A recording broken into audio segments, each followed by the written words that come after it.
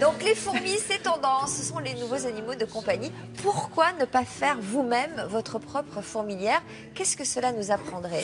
Eh bien, c'est merveilleux, les fourmis. Figurez-vous qu'on connaît les nutritionnistes, on connaît les diabétologues. Eh bien, je vais faire de vous des myrmécologues. Alors, nous sommes partis voir David Roux, un biologiste passionné, comme on les aime à cet au programme, qui va vous faire découvrir comment créer chez vous une fourmilière.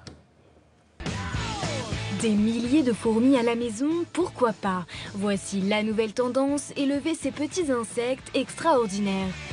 On a des poissons et des fourmis, c'est nos animaux de compagnie. Et des grenouilles avant.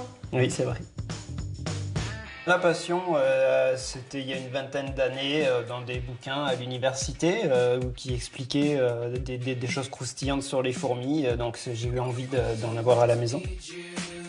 Ce nid est en deux parties, une partie humide et une partie sèche. Et donc elles vivent à la partie humide et elles stockent leurs graines dans la partie sèche. On voit bien d'ailleurs, elles font des greniers à graines. On a une société animale en fait, dans une petite boîte. Et donc c'est quand même assez étonnant. Effectivement, avec les enfants, on peut observer des comportements, puisqu'elles se font des toilettes mutuelles. On voit qu'il y a des soldats, des ouvrières. Tout ça, c'est régi par une vie comme ça, sociale. Montre-nous où c'est les différentes pièces de la fourmilière. Le grenier où on stocke les graines. Et ensuite, l'endroit que tu préfères. En bas. Oui, parce qu'il y a le plus de fourmis et il y a la reine qui se cache. Une installation ludique qui demande de la patience. Première étape, attraper une fourmi volante que vous trouverez facilement d'avril à octobre. Il y a une fourmi volante ici qui est en train de se noyer. Donc il faut toujours avoir une petite boîte sur soi et hop, on a potentiellement une reine et donc une fourmilière potentielle bientôt. Si on prend une fourmilière de la nature, qu'on la met dans une boîte, elle est déconnectée de son environnement et ça périclite, tout le monde meurt rapidement. Par contre, ça marche très bien en partant d'une fourmi volante qui deviendra une reine.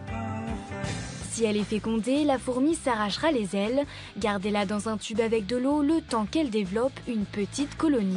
À force de patience, au bout d'1 an, on peut avoir des jeunes fourmilières comme ça, avec une petite cinquantaine d'ouvrières. Et ensuite, voilà, au bout de 2 ans et au bout de 5 ans, on peut avoir une belle grosse fourmilière. C'est très facile. Une vitrée du plate dans un récipient, un peu de talc sur les parois pour éviter qu'elle ne s'échappe. À vous de jouer pour bâtir votre fourmilière. Tout est possible, ça dépend des compétences de chacun en bricolage, quoi. Mais il faut toujours, la bonne règle, c'est voir simple au début. Sinon, c'est l'échec garanti. De l'eau, des insectes ou des graines suffisent à les nourrir. Alors, prêt à vous lancer dans un élevage de fourmis? Sachez qu'il existe en France près de 250 espèces de cet insecte miniature.